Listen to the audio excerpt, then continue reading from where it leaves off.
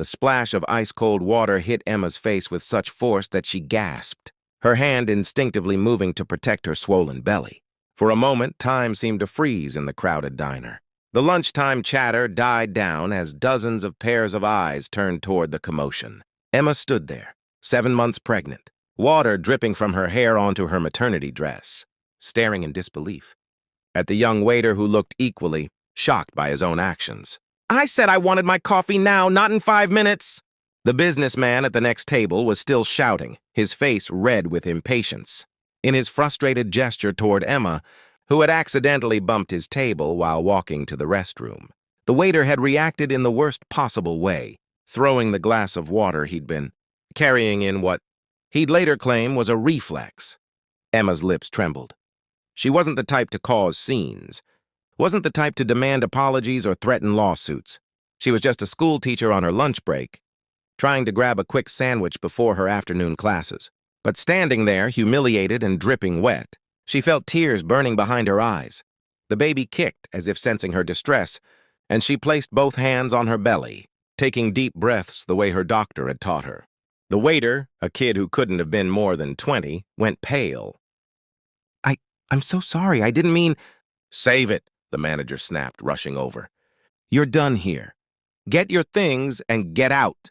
He turned to Emma with practiced concern. "Ma'am, I am so incredibly sorry. Your meal is on the house, of course, and I just want to clean up and leave," Emma whispered, her voice barely audible. She could feel everyone's eyes on her, could hear the whispered conversation starting up around the room. The humiliation was suffocating. What nobody in that diner knew, what Emma hadn't, even mentioned to her colleagues at school, was that her husband, Marcus, was currently 2 states away, finishing up a cross-country ride with his motorcycle club. Marcus, with his leather vest and tattooed arms, who looked like he could break. A man in half but who cried when they found out they were having a daughter. Marcus, who had kissed her belly that morning before dawn and promised to be home by dinner. Emma cleaned herself up in the bathroom, willing herself not to cry. She could handle this. She'd handled worse. Growing up in foster care, putting herself through college, surviving the miscarriage before this. Pregnancy, she was stronger than one thoughtless act by a scared kid. But when she emerged, still damp and embarrassed, she found the young waiter sitting on the curb outside the diner, his head in his hands. Against her better judgment, she approached him. Maybe it was the teacher in her, always seeing the potential in people rather than their mistakes. "Hey." He looked up and she could see he'd been crying. "I'm sorry," he said again, his voice cracking. "I didn't mean to throw it at you. That guy was yelling and I got flustered, and you bumped the table and I reacted. It was stupid." "It was so stupid. I just lost my job and I deserve it, but I'm so sorry I hurt you." Emma should have walked away. She should have gotten in her car and never thought about this diner or this kid again. But something in his genuine distress stopped her. "What's your name?" "Tyler." "How old are you, Tyler?" 21. I was trying to save up for college.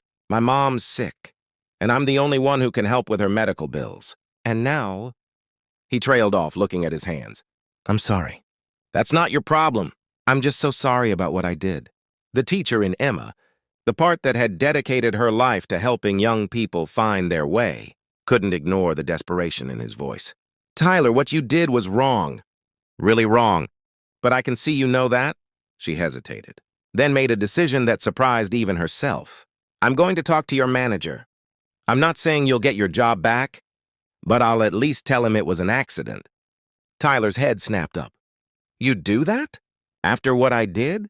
"Everyone deserves a second chance," Emma said quietly, thinking of all the times she'd needed one herself. She did talk to the manager. She explained that while Tyler's actions were unacceptable, she believed it was a genuine accident born of stress and poor judgment, not malice. The manager, perhaps moved by a pregnant woman's forgiveness, agreed to let Tyler work out the week while he looked for a replacement. It wasn't much, but it was something. Emma thought that would be the end of it. She went home, changed her clothes, and returned to school for her afternoon classes.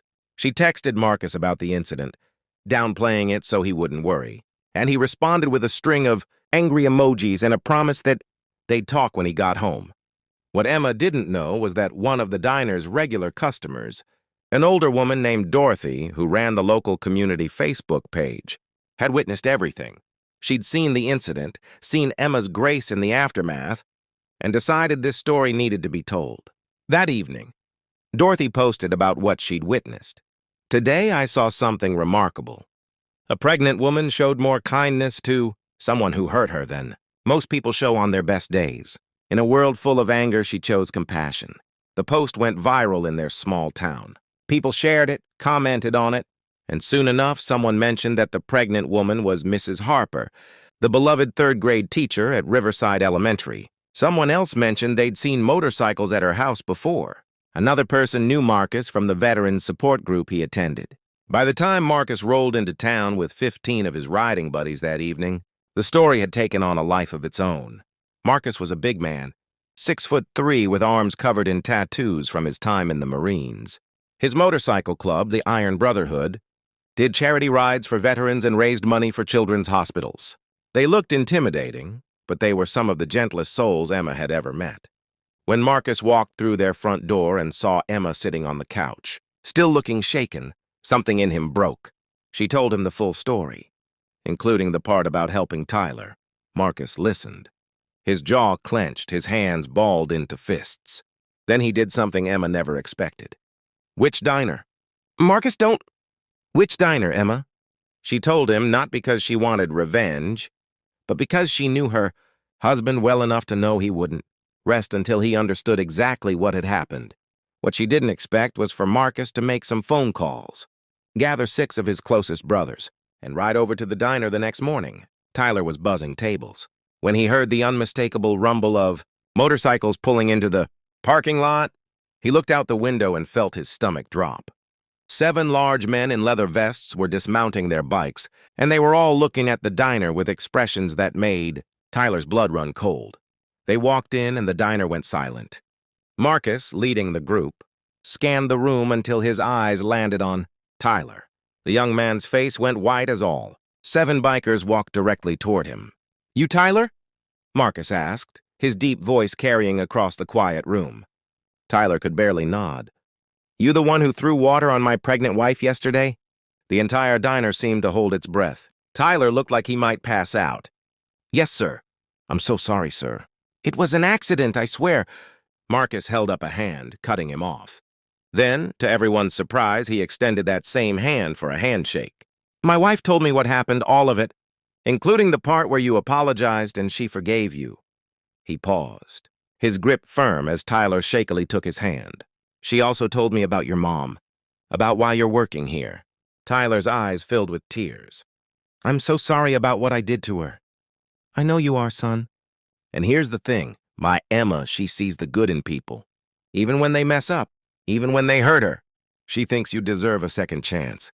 And if there's one thing I've learned in 15 years with that woman, it's that she's usually right about people." Marcus released Tyler's hand and pulled an envelope from his jacket. "My brothers and I, we do charity work. We raise money for people who need it. We heard about your mom's medical bills." He handed Tyler the envelope. "This should help." Tyler opened it with shaking hands. Inside was a check for $5,000. I can't accept this," Tyler stammered, tears now streaming down his face. "Not after what I did." "You can and you will," one of the other bikers said, a man with a gray beard and kind eyes. "We've all made mistakes, kid. What matters is what you do after." Marcus leaned in closer, his voice low but not threatening. "But let me be clear about something. My wife is the best person I know. She's carrying my daughter. What happened yesterday can never happen again. Not to her, not to anyone. You understand?" "Yes, sir." "Absolutely, sir." "Good. Now, my wife also mentioned you want to go to college. What are you studying?" Over the next hour, in that small-town diner, something beautiful unfolded. Marcus and his brothers sat with Tyler, learning about his dreams of becoming a nurse to help people like his mom. They shared stories about their own struggles, their own second chances. Other customers, moved by what they were witnessing, came over to offer support. The businessman, who'd been yelling the day before, actually apologized for his part in the incident and handed Tyler a business card, offering an introduction to a nursing program director he knew. By the time the bikers left, they'd not only given Tyler money for his mother's CareButt had also connected him with resources for college scholarships and part-time work that paid better than the diner. The story, already circulating on social media, exploded. News outlets picked it up. Biker gang shows compassion to waiter who hurt pregnant woman, read one headline, though the Iron Brotherhood bristled at being called a gang. For Emma, watching the story unfold from home, it was overwhelming.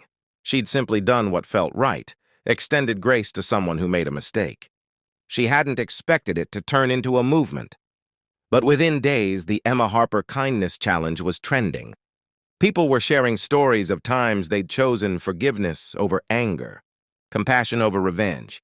Tyler sent Emma a handwritten letter delivered by Marcus. In it, he thanked her for seeing him as more than his worst moment. He promised to pay forward her kindness for the rest of his life.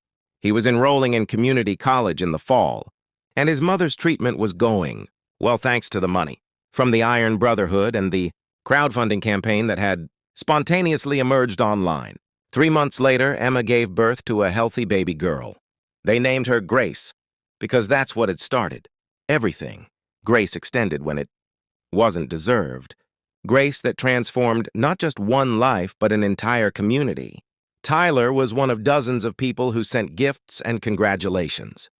He'd started volunteering at a youth center, mentoring other young people who were struggling, telling them about the pregnant teacher who'd changed his life by choosing kindness. Marcus still rode with his brothers, still looked intimidating in his leather and tattoos. But now, when people saw the Iron Brotherhood rolling through town, they waved. They knew these weren't men to be feared. They were men who understood that strength wasn't about intimidation, but about lifting others up, about protecting the vulnerable, about showing the kind of love that changes the world one interaction at a time. Emma returned to her third-grade classroom, baby Grace often visiting to the delight of her students. She never told the story herself, but her students heard it from their parents, and they learned a lesson more valuable than anything in their textbooks, that how we treat people in their worst moments defines who we are in our best ones. The diner still stands, and Tyler still works there occasionally, though he's now in nursing school. On the wall, the manager hung a small plaque that reads, "In this place, we believe in second chances." It's a reminder that one moment of grace, one choice to see the humanity in someone who's failed, can ripple outward in ways we can never fully measure. And sometimes the most unlikely people, a pregnant teacher, a scared young waiter, and a group of bikers who look tough but love deeply, can teach a whole town what it really means to be human.